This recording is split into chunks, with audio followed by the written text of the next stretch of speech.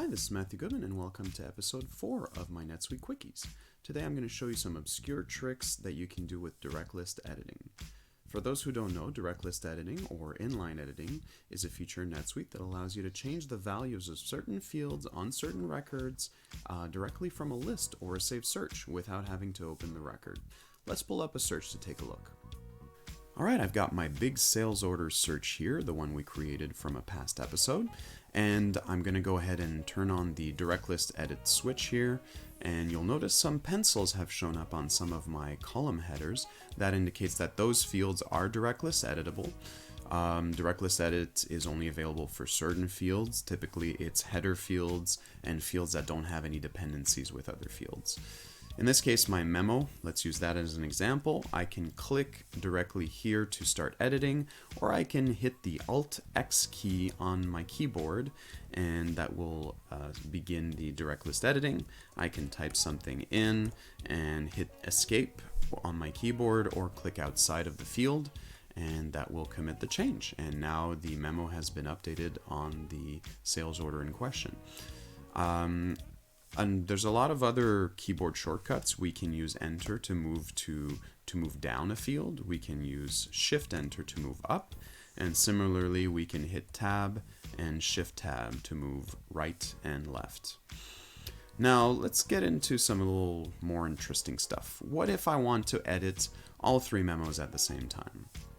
What I can do is select the first field, hold Shift on my keyboard and left click on the last field that I want to edit, make a change to the value, and hit Escape or click outside the field, and that will update all the fields that I selected at the same time. Of course, you can only update one field at a time, one kind of field. I couldn't change the checkbox and the memo at the same time, for example. Similarly, I can do it with the checkbox here. Let me just click here, shift click, click on the checkbox, and click outside, and all 3 checkboxes have now been checked. Now finally, I'm going to show you a very dangerous trick, but I think it's worth mentioning. Note that I'm not responsible if you use this and you get into trouble. I'm going to do the same thing as the direct list update of multiple records here. I'm going to select my first field, shift click on the last one, and as you see it's selected here, I'm going to hit the delete key on my keyboard. And you might not see it here, but there's a pop-up that says all selected records will be deleted. Are you sure you want to continue? So that's right. If I click OK and there are no dependencies, these sales orders don't have invoices, for example, the system will delete all of those sales orders immediately. I'm not going to do that. I'm going to keep my test data here. But that's it. Be very careful with that last one, the delete one, because it's incredibly hard to get that data back if you need it.